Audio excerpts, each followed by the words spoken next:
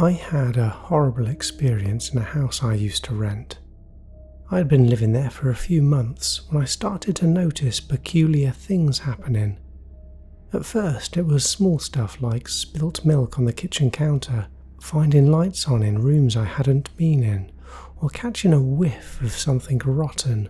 However, things were about to get much worse. I came home one day after a really bad day at work. My plan was to get into my pyjamas and spend the evening watching TV. I really don't have the energy to cook anything, so I reach for some cereal.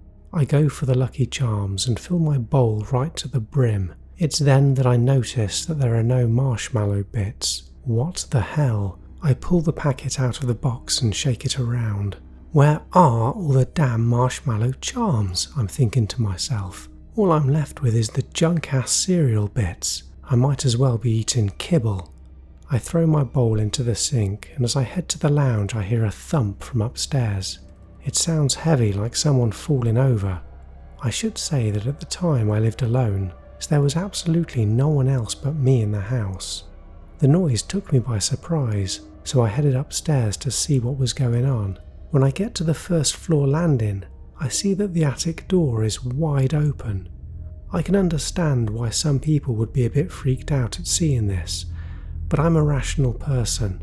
It's a drafty house, and I decided that the door must have been slightly off the latch and got blown open. I pull down the ladder and go up there. I take a quick look around but spot nothing out of the ordinary. It was a few days later when the next odd thing happened. I was in the basement doing some laundry. I had emptied the dryer and was folding clothes. I was deep in thought when noises from above caught my attention. It sounded like footsteps coming from the room above me. But that couldn't be the case. I was all alone. The noises stopped. Years of living by myself mean that I reach for a sober explanation. It was probably just the sounds of the house settling. I threw the rest of my clothes in my wash basket and headed up the stairs, which led into the kitchen. In the middle of the floor was one of my towels. It was crusty and covered in yellow stains and stank to high heaven. I couldn't understand how it had gotten so dirty. Well, it was beyond saving now. I threw it in the trash and headed upstairs. The next day was the weekend, and it rains all day. I stay in watching movies, and then as it gets dark, I decide to cheer myself up with a bath. I go upstairs, run the water, put on some music, and light some candles.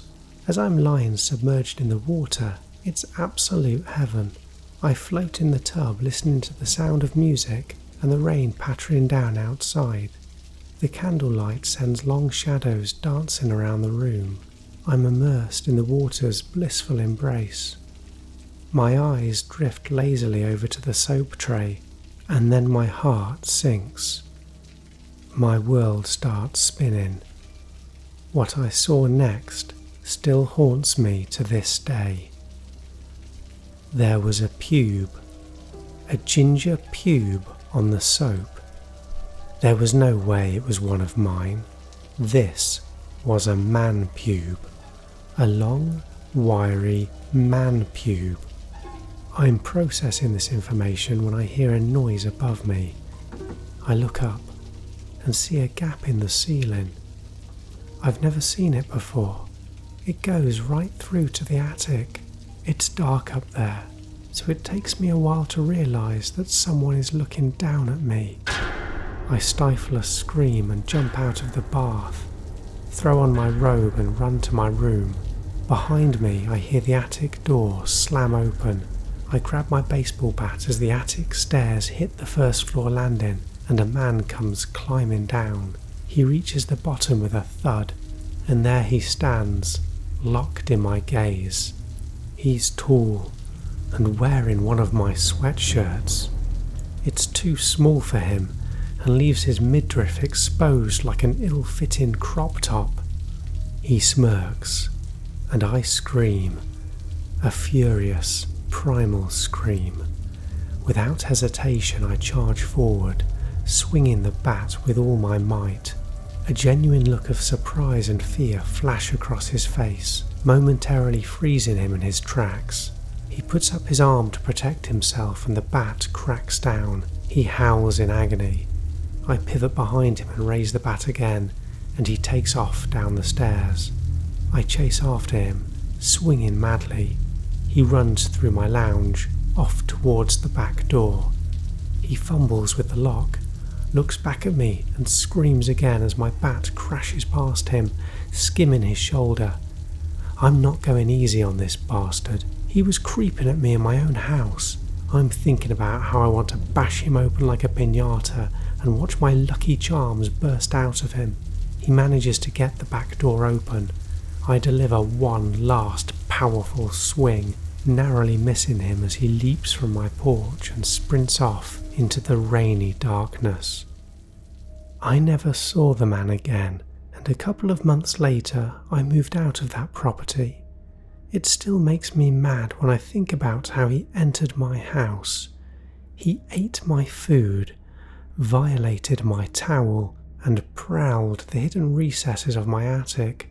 But what really gnaws at my sanity is the dread that overcomes me every time I enter the bathroom, checking to see if I am truly alone, or if there's another curly pube peeking over its shoulder at me from my goddamn soap dish.